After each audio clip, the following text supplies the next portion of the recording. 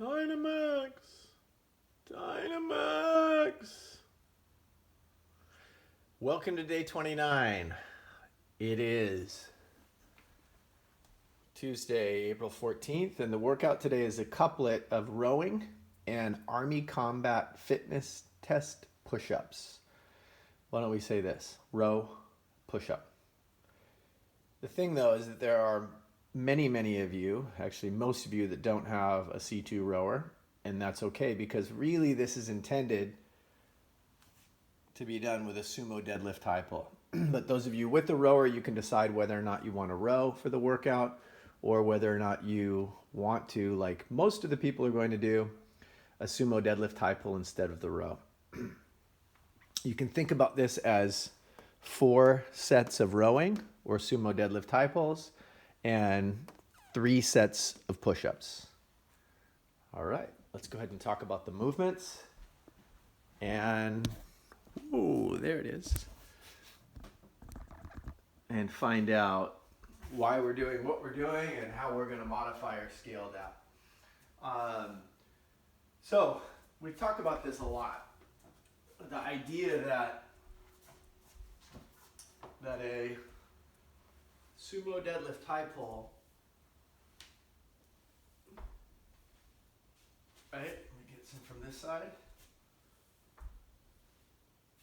Is very similar to a Concept 2 rower, but it's just 90 degrees difference, right? The sumo deadlift high pull is moving in this plane, rowing is moving in this plane. So it's leg pull, leg drive and pull, upper body reset, lower body reset. So in the row, because you're moving horizontally, it's basically a drive and then a rest. Sumo deadlift high pull is a little different in that it's a drive and a return back to the ground. Drive and a return back to the ground. So there's no rest component. Because of this, a set of sumo deadlift high pulls will be done slightly faster than a rowing set, but you'll probably take a break or else you'll get winded a little more than on the row, but that's okay. Here's how we do it. For every 10 meters rowed, you're going to do 1 sumo deadlift high pull. So I can compare them. This is going to be the equivalent in rowing.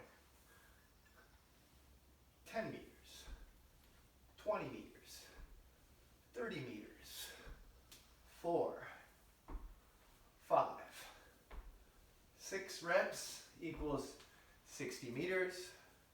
500 meters rowing is going to be equivalent, roughly, to 50 sumo deadlift high pulls. Now you can do that with a barbell.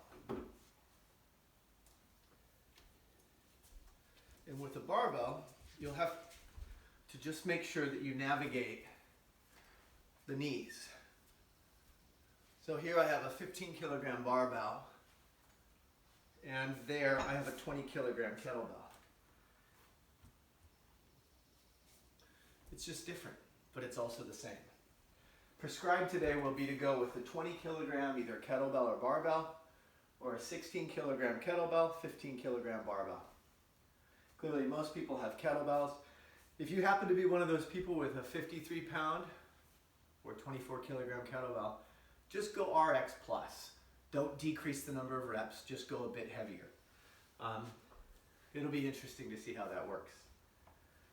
So, in these sets of sumo deadlift high pulls, you're doing 1 sumo deadlift high pull for every 10 meters rowed. Again, like I was saying, the rowing, of course, you'll never need to take a break on a row. You should never stop on a row. But the sumo deadlift high pulls, really, because there's no rest phase, you'll need to potentially break the set of 50 instead of, into 2 different breaks. Or if you go right through, that's fine as well. You'll just be a little more gas for the push-ups. So sumo deadlift high pull instead of rowing.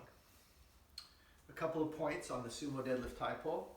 The knees should track in line with the hips and the outside edge of the toe, right? The hip drive gives way to a float with the kettlebell. The elbows need to fully extend before the hips return back to the ground, right? Let me do 2 repetitions incorrectly. You'll notice on this that I'm going to pull a little bit early.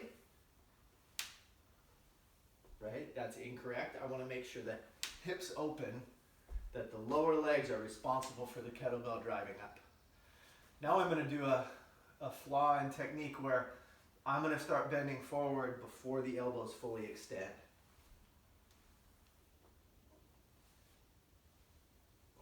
Right? I want you to make sure that the elbows extend completely and then return that kettlebell back to the ground. One more good rep.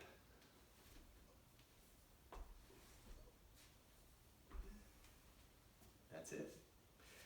Army Combat Fitness Test push-ups are like a type of hand release push-up where the hands go all the way out to the side before getting the next repetition. Simple as that. It's the movement that they use during the Army Combat Fitness Test as one of the 6 different movements that they test in order to qualify physically for the Army. The highest score that you can get on the Army Combat Fitness Test in this movement is getting 100 reps in a 2-minute time span. So for that reason, there are some of you, not many, but some of you that may be able to do all 3 sets of the push-ups in under 2 minutes. In general, I'm looking at most people taking a minute and a half on average. Maybe a minute, minute 15, minute 45, something like that. If you're going to scale the type of push-up that you're going to do, for example, doing a push-up to a box, don't do a hand release push-up, but I do want you to pause, pause. Pause at the bottom, pause at the top. Notice how I'm completely locking out.